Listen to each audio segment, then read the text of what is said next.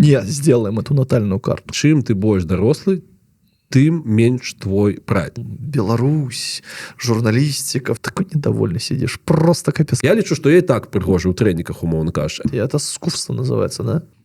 Фантастычная хуйня. Ну давай, Никитос, фигач. Ты ж фигач. Заездную историю. У меня няма заездной гісторыі. Я, па-першае, вялікі дзякуй, што вы застаецеся з намі, неважна дзе, ці то гэта прагляд на Ютубе, ці то гэта падтрымка на Баймі кофе. Калі гэта все-таки падтрымка на Баймі кофе, мы вельмі вам удзячны, тому што зараз насталі такія часы. Winter is coming. Winter came. Ты ж вучыш зараз. Dark time. Я сегодня это говорил. Не памятаю, до речі. Dark time. Короче, Dark time наступили. Блин, ангельский забываю. Тому дякую вам велике, что вы нам допомагаете. Говори в камеру и в микрофон. Я кажу в камеру и в микрофон.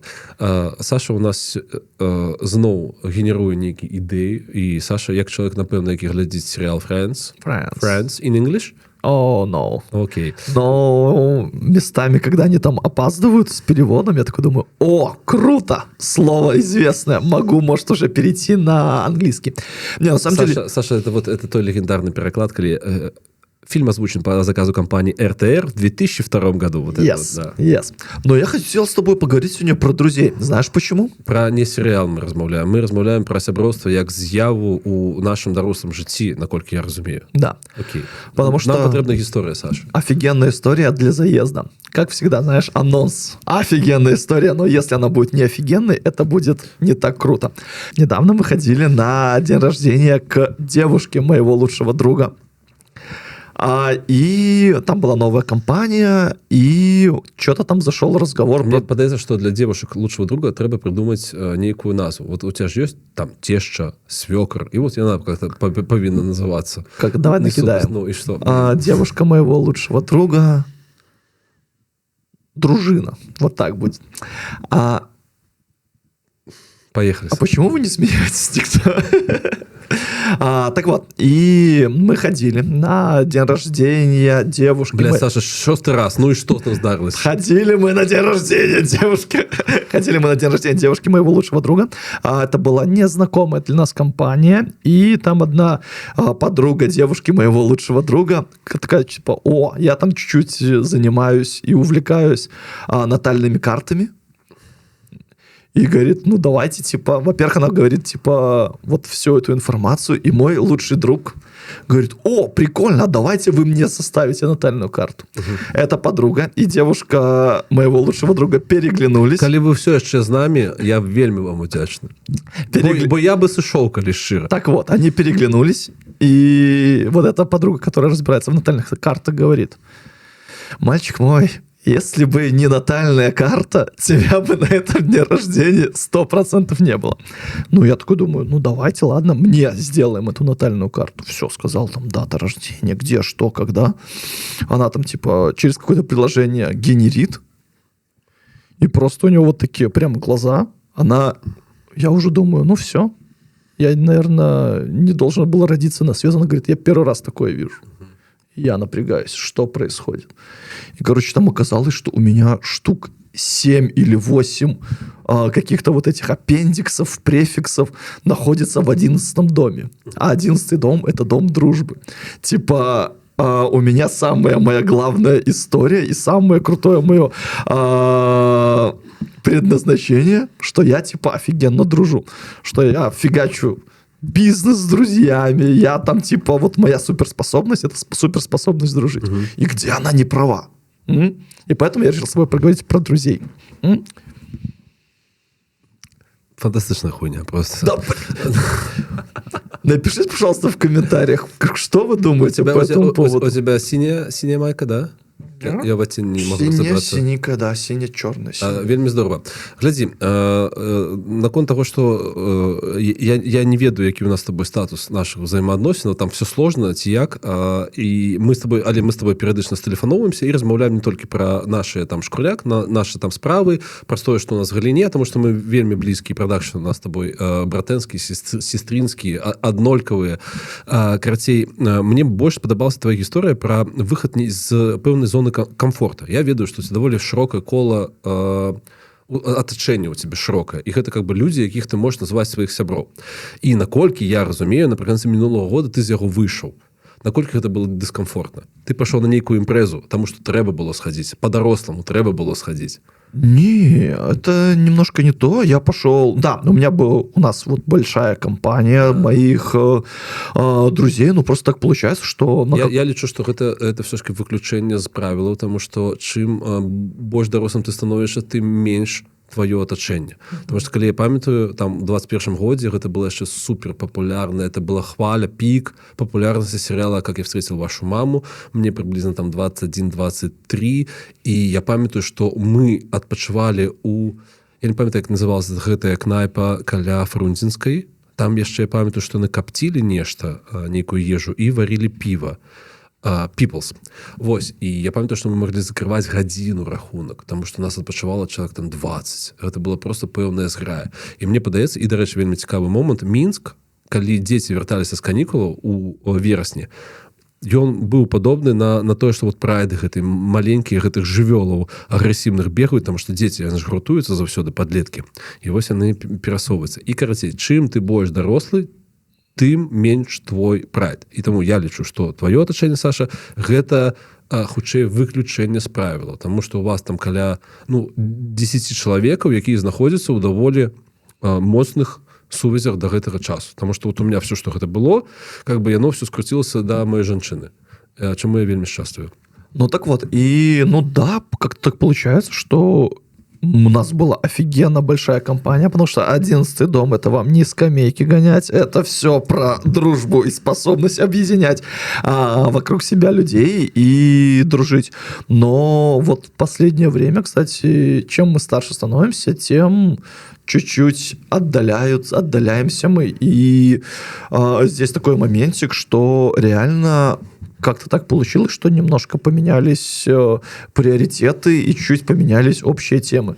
Потому что, например, сейчас мы ездили на день рождения недавно моей девушки, и у нас было 10 человек, и на 10 человек у нас было... Мы почти все были парами, и на 10 человек у нас было 4 собаки. То есть, типа... хозяева собак. И вот у нас уже начинаются такие, знаешь, разговоры про собак, про кто там что съел, какие-то истории, про возможные ипотеки, про какие-то перспективы свадеб и все такое. Но часть людей из этой компании, оно как бы немножко выбилось, потому что части людей из этой компании больше сейчас хочется, как мне кажется, там... тусоваться, выпивать, вечеринки. Идейно не правы, Саша. Ну, в этом нет ничего плохого, но просто, видишь, чуть-чуть разговоров о каких-то общих тем для разговоров становится все меньше и меньше, и поэтому эти люди немного выпадают. И вот я с тобой согласен с тем, что чем старше ты становишься, тем меньше у вас общих тем для каких-то бесед. Мне падаецца, што ў любым выпадку ў сяброўстве і не толькі ў сяброўстве, у стасунках ёсць пэўная дынаміка развіцця.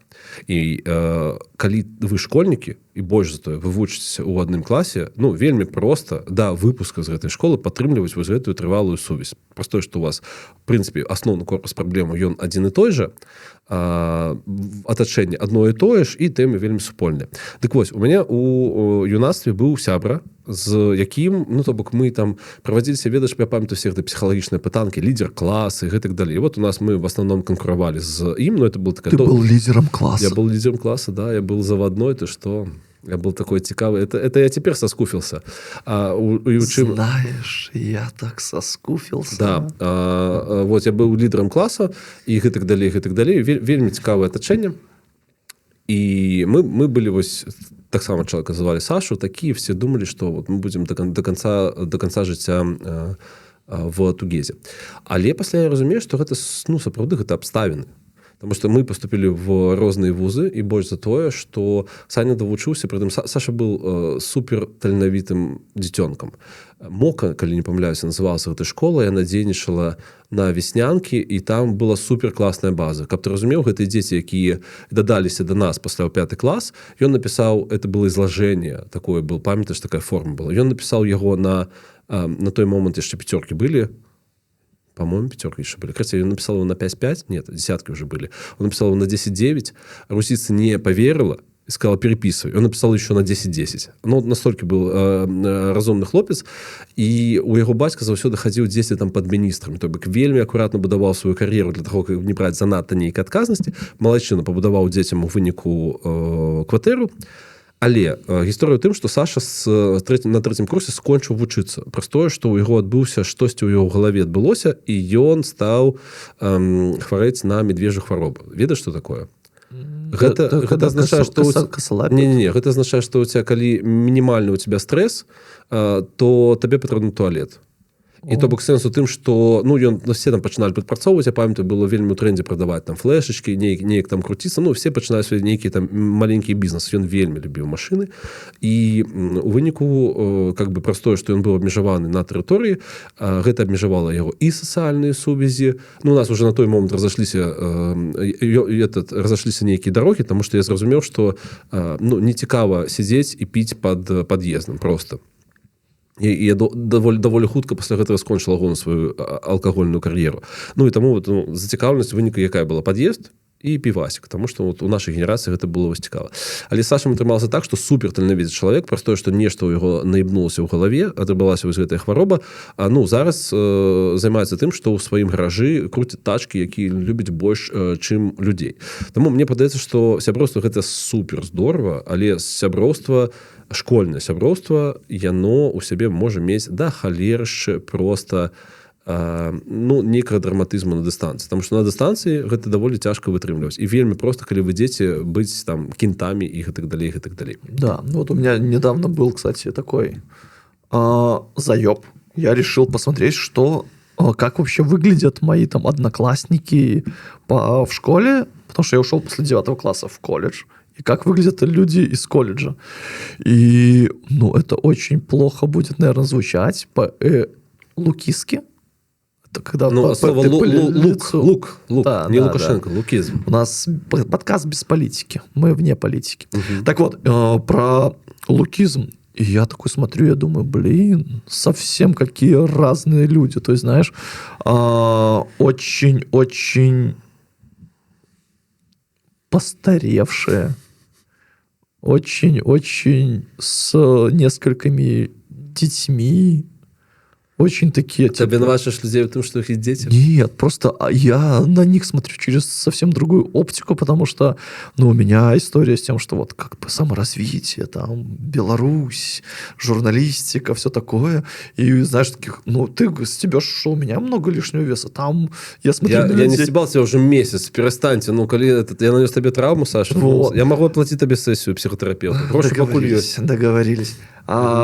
И просто, там реально люди с очень большим весом, не очень выглядят. Я думаю, вот Леша Муравьев, что с тобой случилось? Прикинь. Или там смотришь еще на каких-то людей, с которыми ты... Вот Вадим, не помню уже фамилию, или там... и ты просто смотришь, вот мы жили в одном дворе, мы очень сильно дружили, как казалось тогда. После того, как я поступил там в колледж, у нас там мы разошлись. После того, как я в Минск поступил учиться, там вообще по-другому жизнь сложилась. И я смотрю, как мы пошли в разные стороны. И у меня, например, я ни разу не был на вечерах встреч выпускников, потому что мне не было интересно. Я ходил першие, напевно, годы 3-4. Хадзіў на всех гэтых гісторый. Пасля гэта таксама у нас закруцілася ў тое, што было 3-4 чалавекі, якія былі мне цікавы, і мы просто з імі збіраліся. Вось калі пачыналася вся гэта шуміха наконт таго, што трэба збірацца, мы збіраліся з імі, просто хадзілі ў кавярню. А ў выніку стала агулам цікава, што там і як адбываецца. Я недавно падлічыў, што, па-першае, здзівілася... у меня приблизно 2006 год. В 2026 годзе будет 20 гадоў, як я скончыў школу. Прикинь? Ось такая история. Минута молчания, потому какой ты старый, да. Я агулам лічу, што как бы я собой задоволены про то, што я выглядаю лепей, чым я выглядаў у школе. Я 100% тоже. Вот мне гэта падабаецца, мне падаецца гэта значна. Саша зараз показывае фотку, мы яе поставим. Як я выглядаў в школе у меня было вот столько у меня было волосов, у меня были волосы в принципе, неважно якая колькасць. і я не магу сказаць, што мне зараз там ёсць пра што шкадаваць. Але калі выбіраюць кшталт нейкай там сяброўства, мне падаецца, што больш трывалыя сувязі яны набываюцца ва ўніверсітэце. Па-першае, што ўніверсітэт гэта нейкі ментальны пубертат. Ты чытаеш, хацелася б, конечно, чытаеш нейкую літаратуру, ты сустракаешся з людзьмі, які ўжо ўсё ж такі там з дзяўчынак і хлопцаў яны пераходзяць у, хацелася б, конечно, мужчын і жанчын. Пасля з'яўляецца пэўная адказнасць. Нават калі яна ў цябе не з'яўляецца, ты глядзіш на сваіх аднакурснікаў, якія жралі гэтую землю для таго, каб паступіць у Мінск, і цяпер, напрыклад, там выжываць. Ты праходзіш пэўныя таксама крызісы, і мне падаецца, што агульнага ў выніку становіцца значна больш. Таму вот гісторыя, што твоя кампанія, наколькі я разумею, яна же з'явілася у на журфаке, потому что лучшее, что дал нам журфак, вот именно на моему курсу, это реально людей, с которыми вот мы, прикинь, там уже фиг знает сколько прошло времени с того, как мы закончили журфак.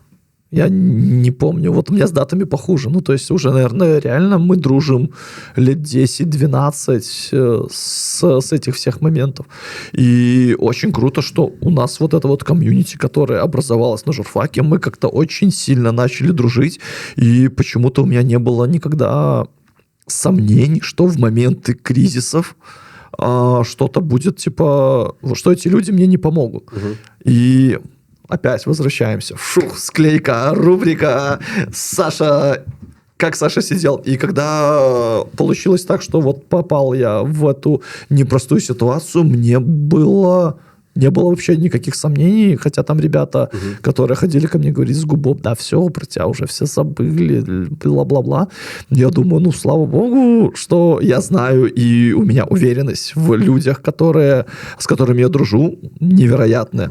11-й дом, не забываем. Вот, 11-й дом, все, рулит. Что эти люди точно не подведут меня в какой-то вот этой вот кризисной ситуации.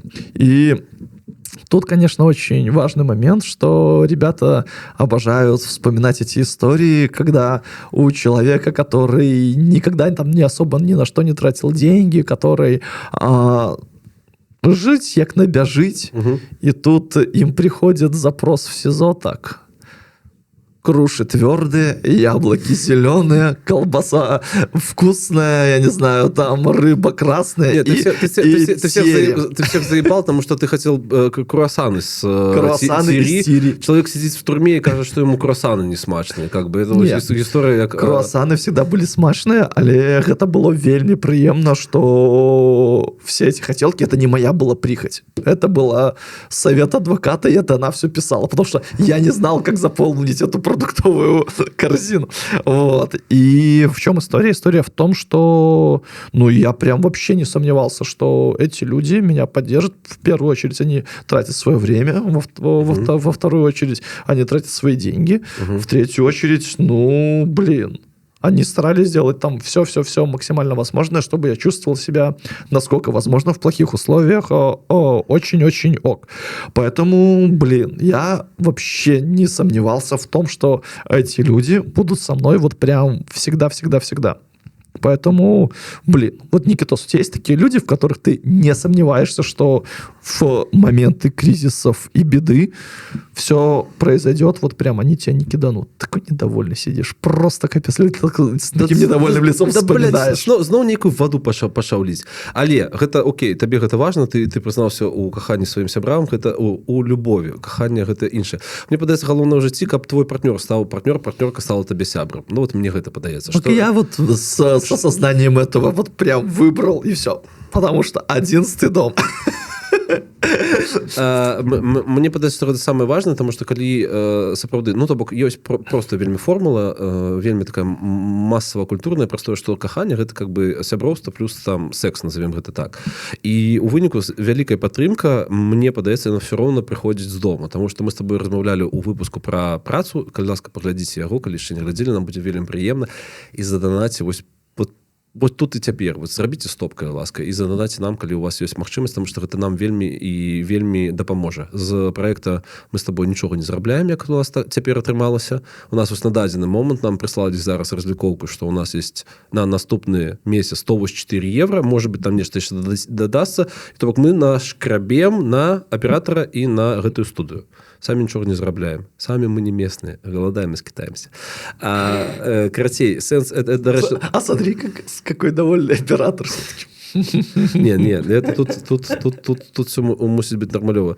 І я сапраўды лічу, што твой бэкап какой-то это твой дом. І калі у вас... я просто не разумею, як інакш могуць будавацца стасункі. Таму што вот это, ведаеш, у мяне агулам да кахання было вельмі, я зараз разумею рэтраспектыўна, вельмі хацелася б, конечно, адразу все разумець правильно, да кахання былі вельмі дзіўныя патрэбы. Мне падавалася, што это заўсёды мусіць быць нейкая жарсць, што гэта заўсёды мусіць быць, усіх нас вучылі, што каханне гэта абавязкова у цябе мусіць быць нейкая вёска, якая абавязкова гарыць, якую ты абавязкова заваюеш, забярэш з сабой гэтую жанчыну і гэта. Не, мне падаецца, што каханне гэта руціна. Это, разумееш, это руціна, у якой есть нейкі пэўныя, вы адказны за тое, каб это была нейкая романтика, каб там былі нейкія цікавыя выдажэнні, кажуць палякі, але что это такое? Выдажэнні это события нейкія, падзеі, імпрэзы, каб яны ўзнікалі. Але база гэта сапраўды там вашае сяброўства. І вось, я зараз сарыентаваўся, я разумею, што мяне не хапае. То бок, я вельмі шаную то, што у цябе ёсць вялікая кампанія, я не мушу гэта абясцэньваць, кожны вырашае, як яму жыць, як яму стасавацца з іншымі людзьмі, але я лічу, што ты у цябе есть вельмі шмат энергіі для того, каб яе прысвячаць такой вялікай, агромнай для мяне колькасці людзей. Таму што вот у меня ёсць Аліна, і гэта как бы мой асноўны арыенцір. Больш за ўсё, как бы я разумею, што час ад часу, што мне не маю чаго даць, праз тое, што энергіі не хапае, унутраная нейкая праца вельмі ідзе такая. І я вельмі задаволены, што мы ў выніку пасябравалі. Таму што пачыналася гэта абсалютна інакш, як нейкі эксперымент. І цяпер я сабой задаволены. І тое, што у мяне ёсць... Колькі ты можаш налічыць сяброў, людзей, которых ты называеш сябрамі? Зараз ён всех будзе пералічваць. Few moments later, давай. Кстати, человек 5-6. Я думаю, што мне чамусьці падаецца, дарэчы, напішыце, ласка, ў каментарах, як гэта ў вас, што гэта шмат. Сур'ёзна, 7 это дохера. Я разумею, што у мяне гэта, напэўна, 4. І тое, тут есть гісторыя, вельмі для мяне важная, праз тое, што распавядаў Артём Шрайбман, што самыя цяжкія моманты ў яго былі за апошнія гады, гэта развітванне на Варшаве заходняй. Все мы там перыядычна ходзім туды паплакаць. І я разумею, што вось тут тады прыжаў двое маіх сяброў, гэта сямейная пара, і агулам у мяне набярэцца, і іх проста няма ў маім жыцці, разумееш? Просто мы жывем у розных гарадах, і гэта вельмі уплывае тое, дзе вы і дзе вы жывеце. І у мяне, напрыклад, 4. 4, і пры гэтым как бы двое амаль што не прысутнічаюць у маім жыцці. Адна дзяўчынка, яна не так давно стала маці, і так зразумела, яна канцэнтруе всю сваю энергію ў сям'ю, і вось ёсць там моя жанчына. Вось такая гісторыя. Слухай, пры гэтым мне вельмі цікава ў цябе запытаць, таму што ты у асноўным сябруеш з жанчынамі. Потому что, як сказал Максим Паршута аднойчы, мужчина – это биологический мусор. Я не ведаю, почему так атрымалася. Чаму тебе гэта здзіўляе, распавядзі? Глядзі, ёсць жа стэрэатып про тое, што якое сяброўства паміж мужчынай і жанчынай, таму што там все ж таки будзе у нейкі момант, у тым ліку у нейкі момант пытання сексу, і ці пераходзіце вы на новую ступень, ці не пераходзіце. Вось. І ты вось з самого пачатку... Мне падаецца, што гэта пытанне з пубертатнага ўзроста, калі ты ходзіш надрочаным, і у тебя сам факт таго, што ты можаш узаемадзейнічаць з жанчынай, выклікае думкі пра тое, што вот-вот бы урваць секс, разумееш? У тебя так не было? Я думаю, што нет. Што у пэўным моманце ўжо такое перастала быць. Але я з табой пагажуся наконт таго, што узаемадзейнічанне з мужчынамі і жанчынамі гэта вельмі розная гісторыя. У меня, напрыклад, я разумею, што для мяне гэта Вот мы с пацанамі гуляем в футбол. І я разумею, што гэта вот сеанс твайго дзяцінства. Все, што ты не дабраў у дзяцінстве. Вот этот вот піянерскі лагерь ці спартовы лагерь. І таму раз на год мы пакуемся, я беру Макса Канавала, Вову Малявка, мы пакуемся. Я абажаю гэту гісторыю пра камунікацыю, транспартную камунікацыю паміж Літвой і Польшай, якая кончаная, просто максімальна кончаная. І мы садзімся у 7 раніцы, і 6 гадзінаў мы на аўтобусе едзем гуляць у футбол. То бок ты разумееш узровень гумару, які там заўсёды прысутнічае. І я Максіму распавядаю, як мы з ім паедзем і пойдзем есці ў італьянскую рэстаўрацыю, пасля мы пойдзем в сауну, пасля мы зноў пойдзем у італьянскую рэстаўрацыю, а пасля мы будзем спаць, пасля мы будзем гуляць футбол. І гэта, конечно, супер іншы вайб. У меня ніколі не было праблем, просто пэўны момант, мне падаецца, калі стала папулярная все гэтыя размовы пра эмпатыю, у жанчынах яна гэтай эмпатыі была на базавым узроўні. То бок людзі, жанчыны маюць на ўвазе, былі гатовы больш глыбака з табой размаўляць, больш слухаць цябе. То бок час ад часу камунікацыя з мужчынамі — гэта гісторыя пра тое, што людзі паралельна абсалютна дзеляцца сваімі трэкамі. Што ў мяне адбываецца? Па тыпу нашай сяброўства, гэта я табе распавёл, ты мне распавёл, і ніхто не слухае. Ніхто не цікавіцца тым, што яму сказал чалавек. То бок у выніку атрымліваецца, што ты знаходзіш сабе не сябра, а ты знаходзіш сабе просто вольныя вушы. Мне падаецца, што ў той момант ты жанчыны, якіх сустракаў на сваім пуці, на дарозе свайго жыцця, яны былі гатовы са мной взаимодзейнічаць, і больш за тое, как-то расковырялі во мне гэтую эмпатыю для того, каб сядзець і слухаць чалавека. І улічваць, што эфір, у меня раней як было, да, гадоў 30, што я вот украшэнне стола. Я прыйшоў, паслухайце меня. Зараз я вам распавяду. Нібыта, это нармалёва, што я лічу, што свет круціцца вакол мяне. Цалкам нармалёва у кожнага чалавека, да, то бок. Але трэба уважаць і тое, што іншы чалавек так же думае, і знаходзіць пэўную дыстанцыю, дзе гэта будзе бяспечна, дзе гэта будзе цікава. Блин, ты меня сейчас удивляешь, потому что на всех тусовках, где больше 3 людей, Никита Мелкозеров пытается спрятаться просто под какую-то шафу, я не знаю, чтобы его никто не видел, у меня аж голос срываться начал, чтобы его никто не видел, никто не трогал, просто вот я сижу, я наблюдаю, смотрите, делайте все сами, если захотите, подойдите. Вот, потому что, с тобой... Ты всегда первый уходишь там с тусовки, с какой-то там, я не знаю, с какой-то импрезы, с какого-то дня рождения, и час, и все, тебя нету. Сложно завести каких-то новых друзей, живя так. А у тебя есть мэта заводить новых сяброў? Смотри, здесь очень... Это вельмі розная гісторыя, Саша. У меня зараз ёсць мэта, напрыклад, заводзіць пэўныя сувязі. Таму што мой, дарэчы, сябра, я у пэўны момант зразумеў, ён старэйшы за мяне, і я разумею, што ў пэўным сэнсе ён заменіў мне бацькоўскую фігуру, я у некаторыя рэчы побытавыя, я не зайздросціў, а я... капірайціла его, не капірайціла, капіпасціла у него. То бок, ён быў у пэўным моманце, зразумеў, ён быў кінтом па кінтам. У яго былі сувязі больш-менш дзе заўгодна.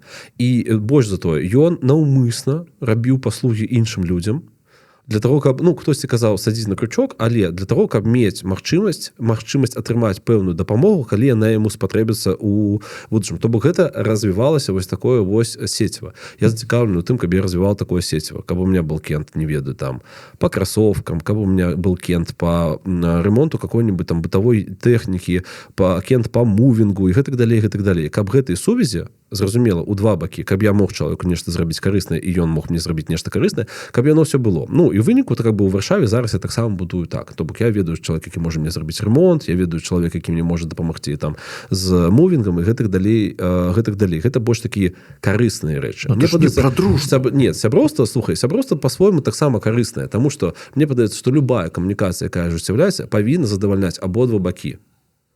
Умоўна кажучы, я даў табе выгаварыцца, пры гэтым я там зрабіў пэўныя высновы з гэтага, і ты мне таксама быў карысны. Калі сяброўства яно аднабаковае, калі яно камусьці не карыснае, гэта таксама не сяброўства. Таму карысць, мне падаецца, у сяброўстве, нават па-рускі карысць, яна таксама можа існаваць.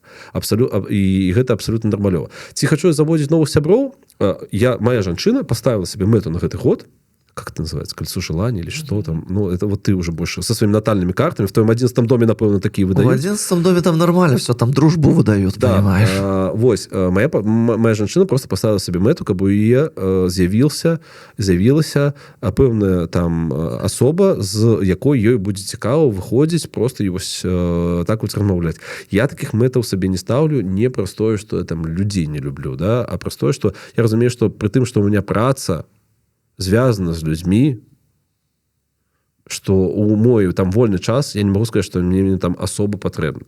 А вось, там есть... Я соврал, не 4, 5. Забыл, 5. Вось. Так вот, таму, нет, ну, я нічога не раблю адно слова, каб завесці нейкі сяброў. Больш за тое. Я табе хочу сказаць, што мне падаецца, што мы дарослыя вымушаны, безумоўна, рабіць пэўныя рытуалы. Ты часцяком распавядаеш пра тое, што табе не хочацца ісці на імпрэзы, і ты, дарэчы, не пашоў да дуды, да, дзе людзі будуць просто, ну, окей, ты называеш гэта так, тріпацца, умоўна кажучы, дзе не будзе нейкага карыснага выхлапу. Я разумею, што мы дарослыя людзі час ад часу мусім хадзіць, таму што так патрэбна к некаторым людзям, там, не ведаю, з працы цябе запрасілі, ці вам было неёмка адмаўляцца і гэтак далей. Мне пачаму-то эпітэт картонны, вось напрыканцы мінулага года, ён мяне вельмі турбуе.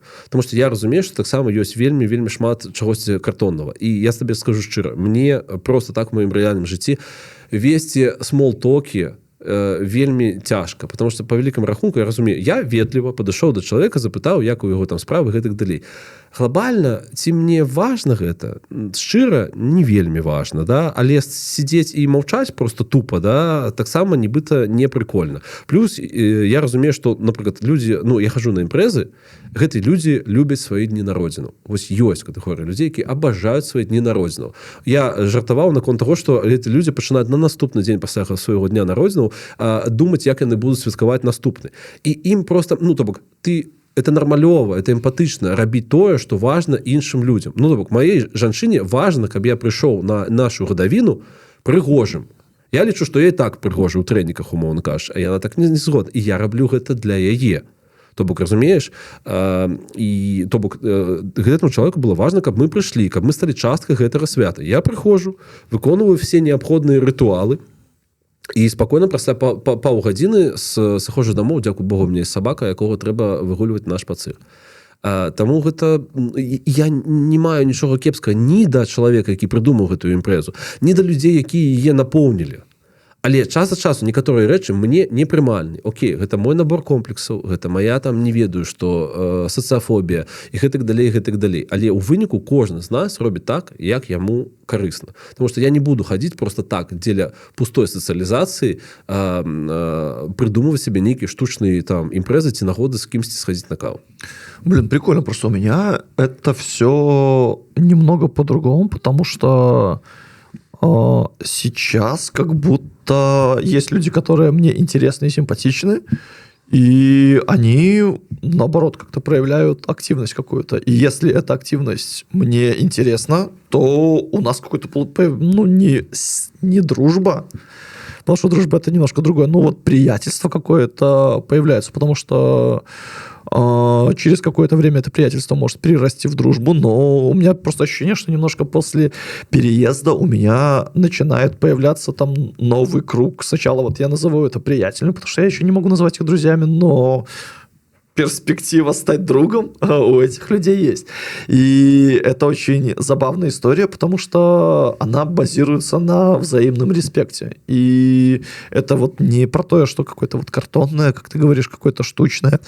Это как раз-таки про то, что, блин, люди притягиваются, и людям интересно выстраивать какие-то новые связи. Потому что, как я уже говорил чуть раньше, у меня, например, сейчас появляются какие-то новые интересы, такие семейные, полусемейные, и мне интересно вот про это говорить. И я сейчас поймался на мысли, что, блин, мы перестали ходить там, натусовываться по пятницам условно, еще что-то, потому что мне где-то приятнее просто посидеть дома и все, как у тебя. Вот это скуфство называется, да? Слушай, я думал даже про скупство, про то, что, ну, то бок я, напрыклад, разумею, что там нейкія, што мне патрэбна ў гэтым жыцці? Мне патрэбна, каб у меня была ежа, каб у меня было што чытаць, але я ў папярэднім годзе набыў столькі рэчаў, што мне ёсць што чытаць. Весь YouTube, калі трэба, ну, нейкі думскроінг і што-нибудь просто забіваць эфір, YouTube у меня есть, адзенне у меня есть, красоўкі у меня есть на некалькі гадоў наперад. Ну, как бы, я разумею, што, ну, я просто хожу по району в трениках і выгулюваю свайго сабаку. Скуф я? Ну, магчыма. Просто трэба нармалёва выглядаць наконт таго, што, ну, трэба падтрымліваць сабе ў нейкім тонусе, таму што это маё здароўе, да, то бок тое, што я зараз падымаю, будзе дазваляць мне, можа быць, працягнуць крышачку больш, ну і быць в тонусе, быць таксама ў настроі. Я думаю про тое, што ты кажаш, што ёсць пэўныя вельмі ветлівыя взаемаадносіны з іншымі людзьмі, але гэтыя людзі для вас функцыі. Я вельмі крута праводжу час, пакуль мы размаўляем з маім барбером. Але мы не сябры. Я прынёс яму грошы для таго, каб ён зрабіў сваю працу, а ён мне зрабіў там што мне зрабіў мне бараду. Я вельмі крута правёў гэты час. Мой трэнер, які мне запрашаў, напрыклад, на свае імпрэзы, я вельмі яго паважаю, мне вельмі падабаецца, што ён робіць. Больш за тое, у меня сапраўды я вельмі люблю людзей, якія насалоджваюцца сваёй працай. І неважна, хто ты, барбер, ты трэнер, ну, ты все гэта робіш кайфова, ты атрымліваеш за кайф. І я кайфую ад яго. Але па-за гэтым, па-за вот кантэкстам, які мы стварылі для сябе, і мы вельмі, дарэчы, это адзіны чалавек, з якім я магу баскетбол абмеркаваць у Варшаве. Па-за гэтым кантэкстам, ну, мы не сябры, мы вот просто, вот, мы людзі функцыя адзін для аднаго. Я дазваляю яму зарабляць, ён дазваляе мне там быць здаровым. Таму мне падаецца гэта элементарная ветлівасць, і гэта таксама здорава, і это таксама нейкі кшталт чалавечых узаемаадносін.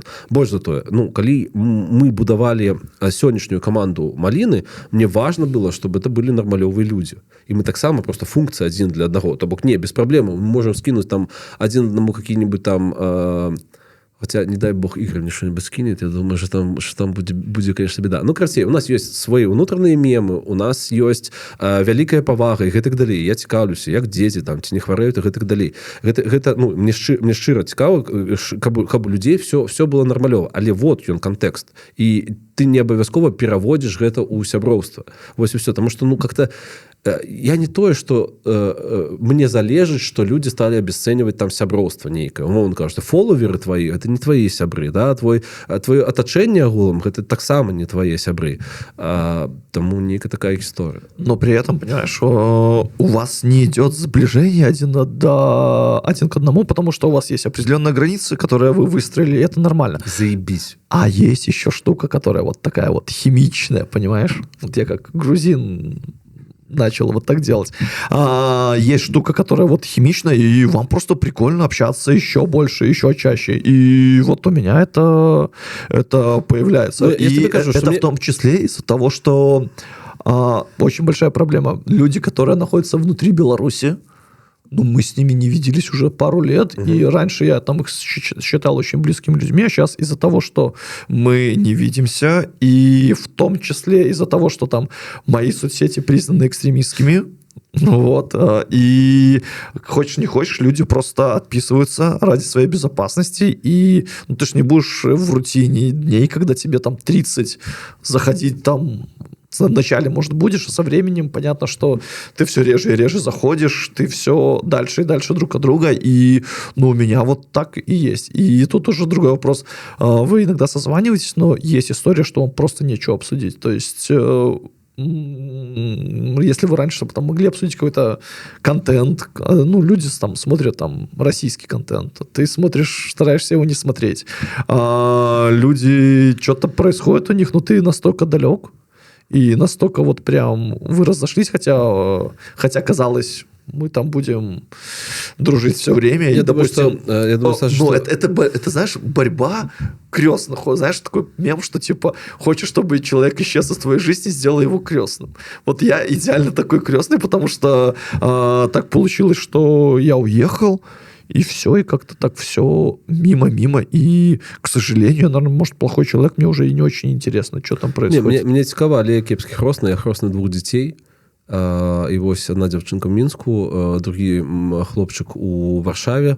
Але я думаю, што ну, я ўклаўся, калі малая расла, ну, я набываў падарункі, то бок я вельмі быў інтэнсіўны, я хадзіў на утреннікі. на ранішнікі, мне вельмі падабалася.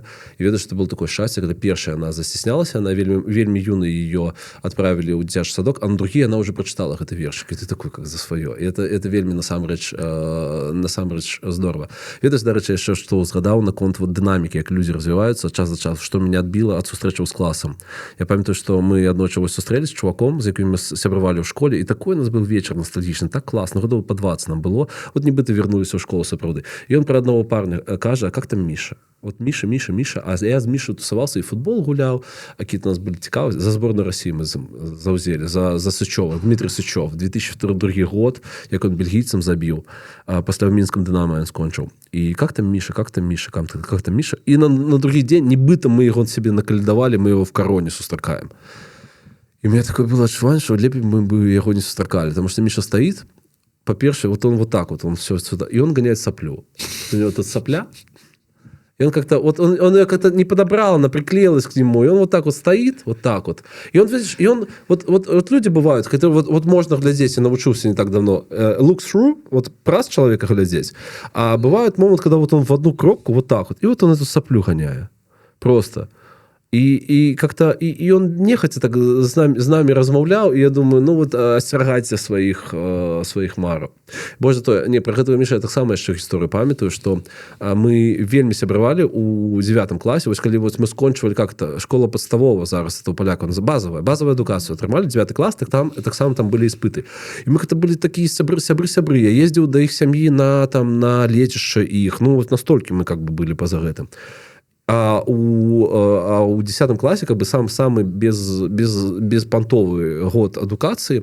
Чалавек пашоў больш па матэматычнай лініі, а я вось па сваёй гуманітарнай пашоў далей. Ну і больш за тое я навучыўся піць піва, курыць, паліць і гэтак далей. Ну і зразумела, што мы былі такімі балбесамі, то бок суперталенавітымі, але балбесамі. І вось аднойчы меня бабка моя прихватила, а моя бабка выкладчыца матэматыкі. Яна мне патлумачыла інтэгралы. Просто патлумачыла. І ў выніку атрымліваецца, а яны канкуравалі. Я як узгадаю, ну, это натуральная праца. Вот такія вот шыткі, агульны, паўагульны па гэтай матэматыкі, якія мы записывалі. Ну, сур'ёзна, это ёбаная праца просто. Ты в 10 класе навучаешься. Что за херня? А яны, у іх просто было соцсоревнаванне. Сапраўды, то бок яны так заміралі. Хто з іх там лепей, хто больш падрыхтаваны да універа. І ў выніку у гэты там трыумвірат дадаўся 4-м я. Простое, што ну, здольнасць есть, схільнасць есть, але просто забіваў за все. Зато бабка меня прихватила, паміж моими алкогольными за заплывами, и патлумачила мне інтэгралы. І у меня 9 по інтэгралам, разумеешь, просто. Ну, я пиво пил всю чвэрць, а тут у меня 9.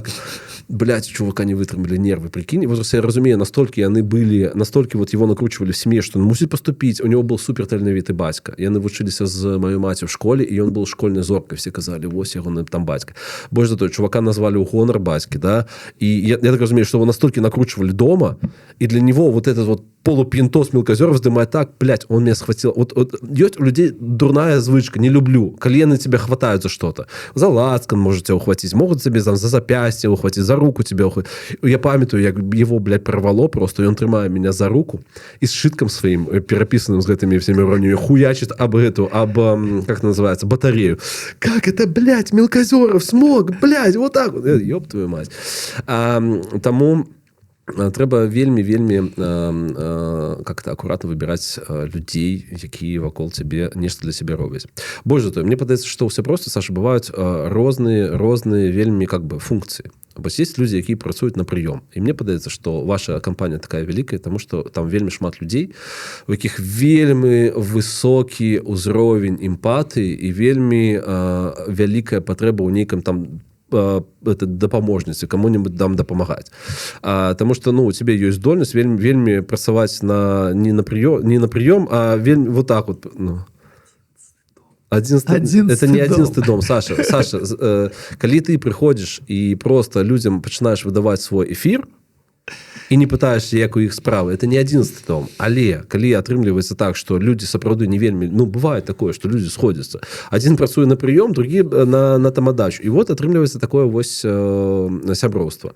Таму это структурный такі мод. Ну да, ну у меня просто, чтоб ты понимал, есть один друг, которого я вижу реально 3 раза в год. Мы очень редко переписываемся, но каждый раз вот 3 раза в год мы... Может, 4. мы безумно рады один одному, мы понимаем, что какие-то кризисные истории, мы друг другу помогаем, и этого достаточно. То есть просто там вы встретились, что-то пообсудили, и снова пропали. И никто никому не выходит в эфир, если надо, что-то помогает. И я считаю этого человека другом, потому что нам кайфово вместе, у нас нету вот этих вот границ, что нам нужно встречаться каждый день, обсуждать, как кто что сделал и так далее. Вот. Поэтому я считаю, что это тоже такой один из элементиков сяброўства. Угу. Мне падаецца, што это просто ветлівасць, калі ты сустракаешся з чалавекам раз на там 3 разы на год, і вы просто вот нібыта у вас эфір працягваецца з папярэдняй сустрэчы. Такое вельмі шат. Это просто, што вы нармальныя дарослыя людзі, якія там запоўнілі пустату прыемным, непрыемным, але нейкай там размовай. Но это немножко другой формат, потому что, когда у кого-то из нас что-то случается, есть варик взять, что-то... Вот он друг или нет, когда он вот так сидит и листает телефон, когда я говорю. А? Ты меня лічыш сябрам? Чуть-чуть. Вот разумеешь. Вот сформулюй наши с тобой взаимоотносины. Да классно. Классно, это классно. Я никому почти не звоню так часто, как тебе, чтобы Никитосик, как у тебя дела? Никитосик повесился или нет? Что там с канапы, она провалилась или что? И все такое. Поэтому я тебя считаю другом. А ты меня? Нет. Это правда, Саша. О, камин-аут. Это случился камин-аут. Просто потому, что мы с тобой, я тебя вельмі паважаю, і я ў табе зацікаўлены, і сапраўды і ў тваім лёсе. Дарэчы, мне ж пасля гэтага меня запінаюць нагамі тыя людзі, якія лічаць, што я спекуляваў на Івулініка, пакуль ён сядзеў у турме. Так и было. Так и было, да. Вось. Але просто мы с тобой вельмі по-рознаму ставимся до сяброўства. Вось и все. Maybe, но что я хотел сказать? Ты меня сбил. У меня была какая-то мысль. У меня есть блицы. У меня есть пытание от наших подписчиков. Вернешься к думке, ці не? Вернешься к своей думке, ці не? Давай, перебивай уже. Давай, распавядзі про свою самую незвычайную вандроўку. Акрамя колонии. Да все, нету ничего. Колония и Канада. На К что-нибудь есть еще. Чему тебя уразила Канада? Это инший свет? Да, это, конечно. Мы уже рассказывали целый выпуск про это. Видишь, я не очень... много у меня смыслов и историй, чтобы все это рассказывать. А у тебя какая самая незвычайная? Япония 100%. Ты ее рассказывал. Япония 100% інший свет, але Япония мне сподобалася. А вот, наприклад, Бразилия мне не сподобалася. Не то, что радикально не сподобалася. Мне было вельмі цікаво. И для меня самое цікавое, у них там односторонний рух, и умовно кажется, у тебя может стоять реально на рогу у тебя может стоять машина, але покуль надо тебе доедет по этому одностороннему весь район, это будет 8 хвилин. Тому США 100% не іншы свет. Гэта просто там павялічаная Европа. А вось Япония 100% гэта іншы свет, безумоўно. Смотри, с кем из исторических личностей вы бы переломили хлеб и живанули синхронно? Формулировка выкатилтонная, мне подается. Друг твой писал, да? Да, друг твой писал. Давай, ты ответишь, а я подумаю пока. Слухай, я буду спекулировать со твоим земляком. Серьезно. Я бы... С Ярославом Писаренко? Не, Ярослав Писаренко, как бы, при всей моей повазе, как бы, у нас с Ярославом, вот у нас так само с Ярославом, завсёды все ветливо. Я не разумею, ці то у Ярослава травма пасля нашего футбола журфаковского, да, что я у него з нейкай опасностью ассоциююся. Но мы не можем з ім, вот ты бар'еры, якія у нас з тобой ёсць, якія мы з тобой перакрочваем, да, з Ярославом, как бы, я пацікаўся, як его справы, сапраўды. Мы, пакуль ты сядзеў, сустракаліся в Киеве наконт того, что, я сапраўды шчыра яго падтрымліваў. Але гэта не сяброўства. Гэта што это? Это вот што это, блядь, Саша? Так что с Караткевичем? Я думаю, что с Караткевичем было вельмі бы цікава, таму што гэта чалавек сапраўды ў савецкія часы думаў про гэтую Беларусь. І я думаю, што супраціў, які ён адчуваў, ён был значна больше, чым у нас з табой. Больш за тое, ён жыў у часы, як мне падаецца, калі ўсю беларускую літаратуру, напісаную па-беларуску, можна было больш-менш прачытаць, ахапіць, разумееш? І тое, як ён, можна казаць, савецкі пісьменнік і гэтак далей, але я лічу, што гэты чалавек зрабіў такі ўзнёсак для таго, каб даць людзям зразумець, што беларусы не абсосы, што я бы з вялікім задавальненнем з ним бы паеў бы. Вось. Я забрал тебе твой вариант. Да, вот раз ты забрал мой вариант, я тоже буду чуть банальным. Я сейчас погружаюсь чуть в тему Василя Быкова. Ого. Потому что хочется все еще в прошлом году. У меня что-то не дошли руки. В этом году, я надеюсь, чуть больше будет времени. Ага. А его будет чуть больше времени свободного, по крайней мере, в ближайшие пару месяцев. И будет возможность про Василя Быкова чуть-чуть полистать, потому что тоже дядька реально все знал. Он реально предсказал все, что будет задолго до того, как все было. Потому что, сильный. И вот чем больше я собирал какую-то инфу, тем больше я восхищаюсь каким-то мелочам, каким-то коротким историям, потому что я был в Канаде, я там встретился с преподавательницей одного из самых крутых там универов Канады. Она там преподает что-то связанное она профессорка, она преподавала там связанное с русским, белорусским языком, вот с литературой. И она была близкой подругой Василя Быкова. И мы с ней просидели просто часик, поговорили в эту тему.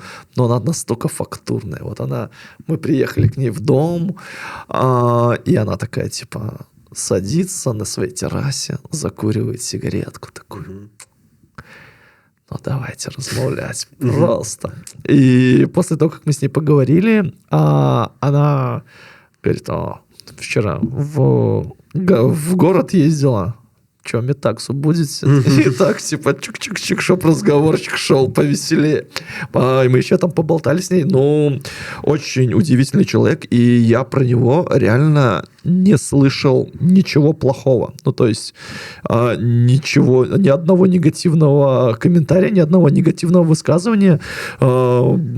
Василь Быков, сумление Беларуси, может что-нибудь нужно про него, нужно что-нибудь про него сделать, потому что мне кажется, что, не обесценивая работу коллег, что именно про такого большого персонажа, про такую большую личность, к сожалению, пока не собралось вот прям такого мощного, какого-то супер крутого, понятного кино. Поэтому хочется что-то подсобрать туда. А смог бы як Василь Быков поехать в Беларусь помирать? Блин, на самом деле это очень... Он же разумел. Да, он понимал, что это в Беларуси. Я вообще про смерть пока не думаю, в отличие от тебя. Я каждый день думаю. Хочется еще пожить. Натурально. Вот, но это очень большой поступок. И я не знаю, мне бы хотелось бы тоже. Поехал бы в Орш. Яким ты плануешь быть стариком? Не, я так всех заебу просто. Просто я был такой: эй, ну что, молодежь, что там с Bluetooth? Мне кажется, я буду классным дядькой, классным дедом. Таким веселым. И это офигенное время быть дедом. Знаешь почему? Ты можешь творить херню всякую. Что с него взять? Ты же дед ебанутый. Простите. Так и есть. Там типа ты можешь так куражиться, что просто, ладно, это же дед Сашка, он там того. И все. И ты можешь просто там вытворять такие вещи, что ай-яй. Поэтому я буду таким бадьером, вредным, буду всех сидеть, обсуждать, осуждать и все такое. Но мне кажется, что я буду очень ворчливым. У меня уже начинаются эти замашки, когда резко встаешь такой, или куда ты резко садишься такой: охошки, вот это вот все. Знаешь, мне Лена кажет, что ты перед тем, як есть починаешь, ты выдыхаешь. Я кажу, как борщ залезла. И я начинаю есть его. Я буду прикольным дедом, но у меня нету мыслей о таком далеком будущем, потому что мне хочется максимально быть бодрым, и самое главное, я считаю, что вот как раз-таки в возрасте и в старости сохранить адекватность. Очень хочется не быть таким списанным летчиком, который прям живет... очень не хочется, чтобы... Хочется, чтобы, во-первых, в Беларуси что-то поменялось. И очень не хочется в 60 лет говорить: вот в 2020 году вот это вот все. Чтобы это не было главным достижением. Поэтому... чем мы с тобой, Саша, занимаемся? Мы же еще не деды. Мы же кажем, что вот в 20-м... Не такой большой трек, конечно. Но да, мне кажется, я буду классным дедом. А у тебя что? Да, я тебе говорю, я такую херню буду творить просто, а потом такой, ну я ж дед. Я не разумею, на халеру чакаць старость, каб тварыць херню, как бы, калі ее можно... Так сейчас скажут... Да похуй, что скажут, как бы, твори херню. Не-не-не, братан, сейчас получишь международную защиту, поймешь, что ты себя где-то ограничиваешь, а тут ты пошел, я не знаю, на дерево залез, ну, сейчас скажут, ну, так подумаешь, дурачок, и так, ну, дед, ну, что с него взять? Ну, я тебе серьезно говорю, это будет офигенное время, просто. Как Короткевич, один в один. У меня у сілоўні, дзе я займаюся, ейныя ўласнікі взяли на себя сацыяльную актыўнасць, і яны ў чацвер і ў аўторак у іх для сеньоров, это тут называется, для пенсіянераў ёсць гадзіна, ну, как ее назвать, аэробікі, напэўна, да, то бок яны размінаюцца, яны нейкай са сваёй вагой робяць, это так цікава за імі назіраць, то бок у іх таксама ёсць нейкія вось такія не піянеры, а камсамольцы, самыя актыўныя, яны прыходзяць за 15 хвілінаў, пачынаюць там расцягвацца, у трэнера абавязкова, как бы, ну, девочки такие девочки, и мальчики такие мальчики, незаўважна ў якім узросце. І вось яна к трэнеру, я правильно все раблю? А ей 60, 65, такая вельмі цікавая бабушка. І я зараз гляжу, што яны сталі яшчэ дадаткова хадзіць. Ну, то бок, разумееш, што вот колькі жыцця ў гэтых людях, то бок яны не чакаюць сваёй смерці, і гэта вельмі здорава. Мне так, слухай, я разумею, вось, дарэчы, у працяг нашай з табой тэмы, я разумею на халеру вялікае кола сяброў. Каб цябе нехта падтрымліваў, разумееш, калі твои дзеці ад цябе адмовяцца, вось. Але з іншага боку, разумееш, як у цябе будзе у сваім коле сяброў? Нехта будзе паміраць усе паступова. Бам-бам-бам, будзе сумна, канешне, капздецкі сумна. Вось. Я все про смерць. Да. Таму как-то... Не, я вельмі спадзяюся, што, ведаш, у меня маруднае развіццё, я да нейкіх там базавых рэчаў, наконт там аптымізма, наконт конструктыўнасці аптымізма я прыходжу просто как-то сам, у меня няма базовой установки. Я спадзяюся, што я навучуся жыць, конечно, у 60, тым больш, што у Халезіна там кажа, што 60 новый 40. Ну, наконт того, сапраўды, што все меняется, што і здароўе становіцца ў людзей лепей. Я спадзяюся, што не будзе ядравого ўзрыву, і што можна будзе вярнуцца ў Беларусь. Дарэчы, пытанне, Саша, пытанне. Ці плануеце вы вяртацца ў Беларусь, калі будзе бяспечна? Да, 100% да. Вот прям, ну это же так классно созидать. И это так классно, прикинь, во-первых. Ты, почекай, ты мне потомаешь, ты плануешь стало вертаться, жить у Беларуси? Да. Окей. Ну, понятно, что это не такой уровень, может быть, поначалу это 100% не будет такой уровень комфорта, не будет лоу-костов, не будет всего того, всего-всего. Но, блин, у меня все... Вот если сейчас выживем, продолжим делать белорусскость и белорусщину, то, блин, для меня будет очень важно показывать белорусам, какие они, ну, они крутые прям. Для меня важно будет, ты не поверишь. А зараз ты чем занимаешься? Все то же самое, только плюс X5 препонов, потому что вот мы делали выпуск про наблюдателей. У меня директ был завален просто историями очень-очень-очень много, но... Ну, экстремизм, сами понимаете, вот это вот все. И в итоге у меня там 3 или 4 персонажа срослось только. А представляешь, когда... Ну, там будет такое поле колосистое. Вот если все, идеальный сценарий, вот как тут написано, беспечно, все круто, то будет очень много возможностей, и можно будет создать очень много крутых проектов, замутить, и все будет круто. Ну, то есть для меня это примерно, так, знаешь, реинкарнация как призбол, когда вот в сложные времена перестроечные, все там, и создали медиа, которое было просто вау, какое крутое. Поэтому я уверен, что если так случится, то будет, если случится позитивный сценарий, я и побежал. Ну, прям очень хочется. Прям, не знаю, хотя мне комфортно в Варшаве. Я очень благодарен Польше, я очень благодарен Варшаве, я очень благодарен тем, кто... поддерживает в том числе этот продукт, потому что мы же все делаем для вас, но и этот продукт мы делаем на ваши деньги. Вот. И мне очень хочется туда, потому что это офигенно делать свое дома. Прям, Никитос, я тебе говорю, у меня аж... І яшчэ дабіўка да гэтага пытання. Ці хутка гэта будзе, Саша? А вот это, кстати, вопрос давай, не хуткий. Да, давай в часики тикают. Знаешь, вот. Косплей на часики тикают. Твой любимый герой в часики тикает. Ну, ступень. Вот, а твой? Не ступень. Шрайбман или Сугак? Ну, по-своему, на все цікавые. Да как кто любимый?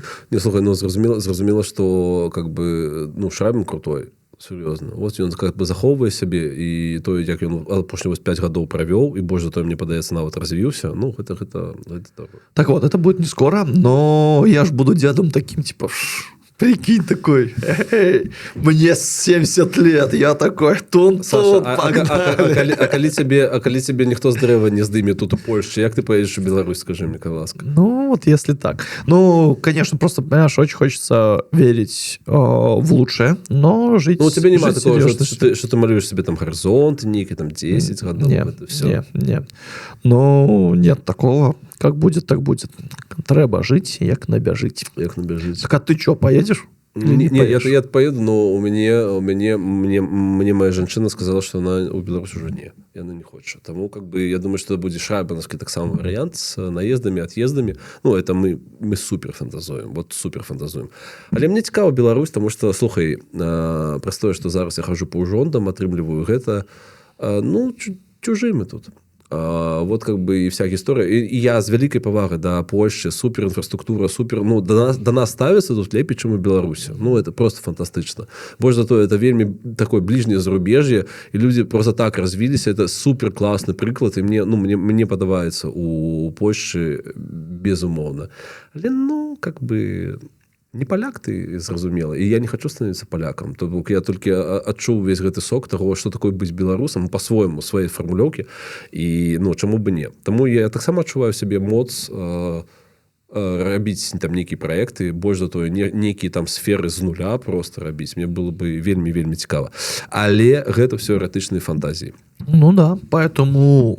Дзякуй, што нас падтрымліваеце да гэтага часу. Наш этот енк, стон этот... Калі ёсць магчымасць заданаціць, будзем вельмі ўдзячны. Калі вам падабаецца тое, што мы робім, будзем супер удзячнымі. Скажи что-нибудь людям. Дружите, пожалуйста. 11-й дом. Это вам не скамейки гонять. Все. Вы самые лучшие. Пока.